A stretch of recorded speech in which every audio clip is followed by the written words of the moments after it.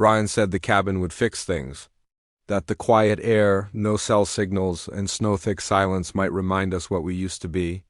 I believed him not because I thought it was true, but because I missed believing him, the drive up the mountain. Was too long for silence, but that's what we offered each other. He held the wheel like it was a job, and I watched the frost form at the edge of the windshield.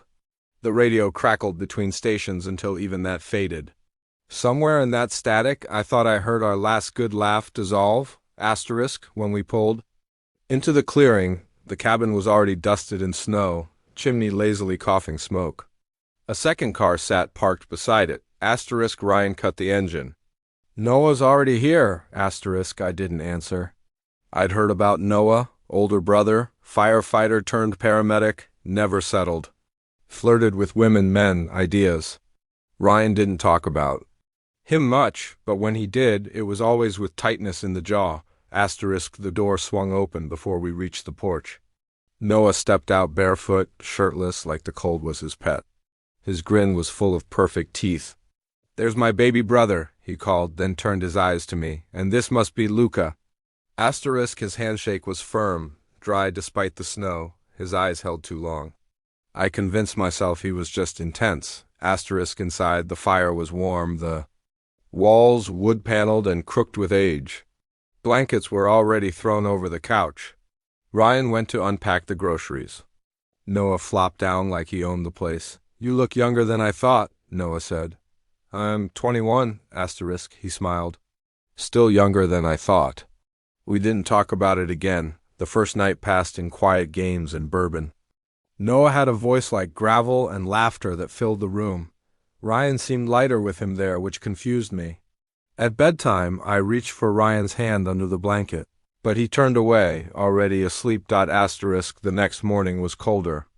I woke to the sound of chopping wood. Noah, outside in gloves and jeans, axe swinging like something from a dream. He caught me watching through the window and winked. By lunch, Ryan had gone into town for supplies. He kissed my cheek before leaving, but didn't look me in the eye. I sat on the couch, nursing a mug of something warm when Noah sat beside me. Not across, not adjacent. Right beside me. "Cozy spot," he said, settling in. There was space, but he didn't leave any. His leg brushed mine. I shifted subtly, but not far enough to change the weight in the room. "You and Ryan seem..." "Okay," he said. "We're figuring things out." He nodded, watching the fire. He's always been bad with words. "Gets that from Dad?" I don't think it's words we're struggling with. He tilted his head. "What is it then?" I paused. "Sometimes I feel invisible." Noah's gaze stayed on the fire. "You're not." I should have stood. Instead, I sat still, feeling the heat of his thigh against mine, the slight rise and fall of his chest. The silence stretched, and somehow that felt more intimate than anything Ryan and I had shared in weeks. You know, Noah said, voice dropping a tone. "Ryan never brings people here, not even his ex." I nodded. "I think he's scared." "You'll see too much." Of what? Of who he used to be? I turned to look at him, and his eyes were already on me. There was something unspoken in them, a dare or a promise, I couldn't tell which. Then his hand rose, gently, almost brotherly, and pressed against my upper back. "You've got tension," he said. "I'm fine." Just a quick massage? "Trust me." I didn't respond. His thumbs moved in practiced circles over my shoulders. I hated how good it felt. I hated how I didn't stop him. His breath was close to my ear. "You don't have to pretend to be okay, you know." The pressure slid downward. A slow inch. Then another, then it stopped. His hand was there, low on my back, too low. I didn't move, not a breath. Not a sound. I froze when I felt his hand. It was in a place it shouldn't be. I didn't tell Ryan. When he returned from town the evening, arms full of paper bags and cheeks red from the cold. I smiled like nothing happened. I hated how easily I could. He kissed my forehead absently, like a father distracted by a deadline. I hated how easily he did. Asterisk Noah greeted him with loud teasing and a slap on the back like nothing happened. Maybe to him nothing had? Asterisk dinner was roasted vegetables and boxed wine. Ryan talked more than he had in weeks.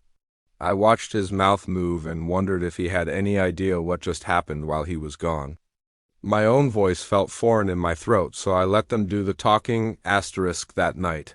I curled beside Ryan in bed, but he didn't curl back. His breath was slow, even, facing the wall. I stayed awake, listening to the sound of snow tapping the windows. Like fingers. Asterisk by morning. The guilt hadn't faded, it had sharpened. Asterisk I found myself flinching at Noah's footsteps, avoiding his glance across the breakfast table. He seemed unaffected, cheerful, always just a little too close. Once, while reaching for the coffee pot, his hand brushed mine, and I jerked back like the ceramic burned me. Asterisk Ryan noticed. "You okay?" "Just tired," I lied. He nodded, but didn't reach for me. Asterisk later that afternoon, we all played a board game by the fire. Something stupid and competitive. Noah leaned into me when he laughed. I leaned away. But I couldn't stop stealing glances at his arms, the way he sat, the curve of his grin. I hated that I looked. I hated that he knew. Asterisk that night, while Ryan showered upstairs, I stepped outside for air. Snow fell in whispering sheets, and I stood under the porch awning, trying to breathe through the shame and confusion knotting in my chest. Asterisk I didn't hear the door open, but I felt Noah's presence behind me. Asterisk, "You're mad at yourself," he said quietly. I didn't answer. "You're thinking, why didn't I stop it faster? Or maybe, why did I like it at all?" His breath fogged beside mine. Asterisk I turned. "You crossed a line." Asterisk I know. Silence. His voice faltered for the first time. "I don't meet many people who feel like they're carrying something invisible." Asterisk, "I'm with your brother." Asterisk he nodded. "And he's lucky, but it doesn't mean you're seen." Asterisk the words slid into me like a cold wind. I hated how true they felt. Asterisk I opened my mouth to say something, anything, but instead I stepped away and went back inside. He didn't follow. Asterisk the next morning, Ryan suggested a hike to clear our heads.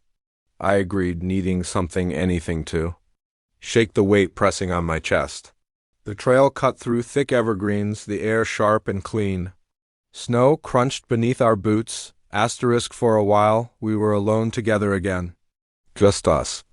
I let myself believe that maybe things could mend, that maybe silence didn't mean absence. Asterisk at one point, Ryan tripped over a root and grabbed my arm to steady himself.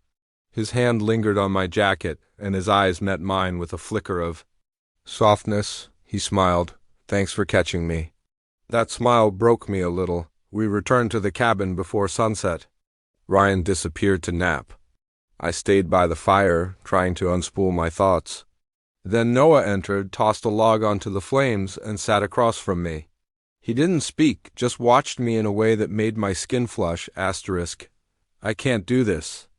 I said, asterisk, "I'm not asking you to." Asterisk, "Then stop looking at me like that." Asterisk, he leaned forward, elbows on his knees. "Like what?" Asterisk, "Like you already know how this ends."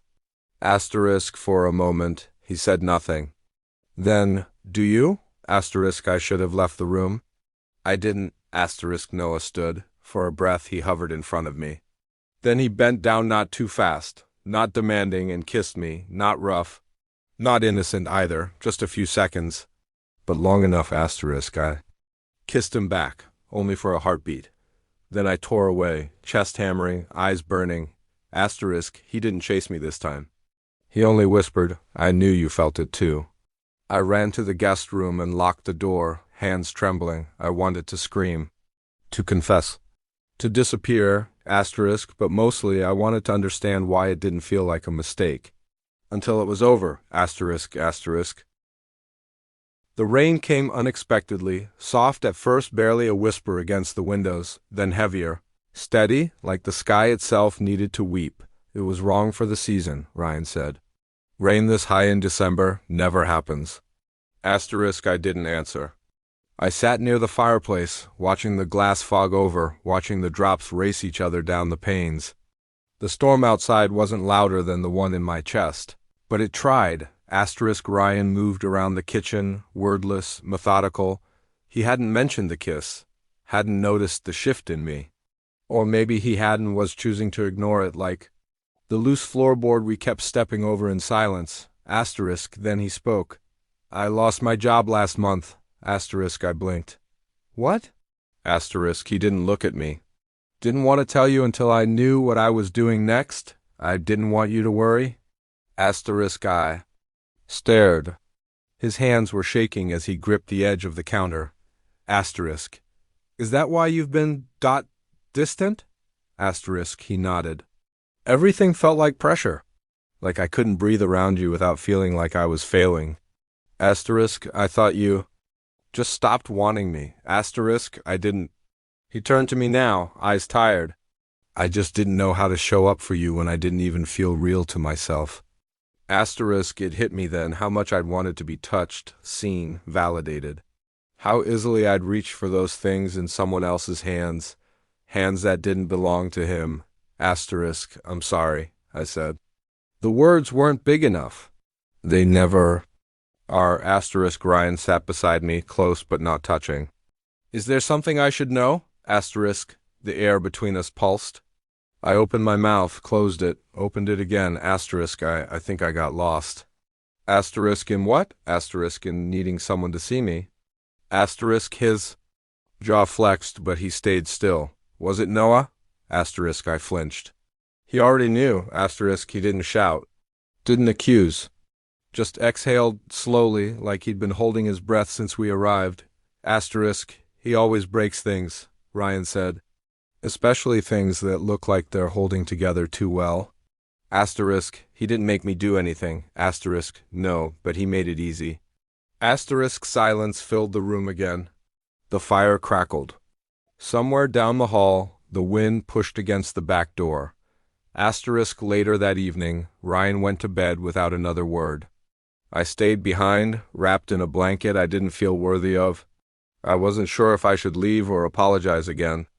I wasn't sure either would fix anything. I stepped out onto the porch. Noah was there, leaning against the post, watching the rain. His hair damp, curls darkened. He didn't turn when he heard me. You talked to him, he said. I had. He nodded. And, I don't know. Noah's voice dropped. Do you hate me? I hate what happened. He sighed. I didn't plan it, Luca. You're just hard not to see. I looked at him. In that moment he didn't look dangerous or seductive, just human. Messy, like all of us. You're not the villain, I said. But you're not innocent either. He smiled faintly. Aren't we all something in between?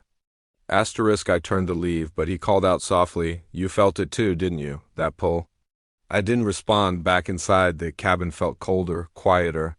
Ryan lay in bed, eyes open, staring at the ceiling. I hesitated at the doorway, then stepped inside. He didn't move, but his voice reached me.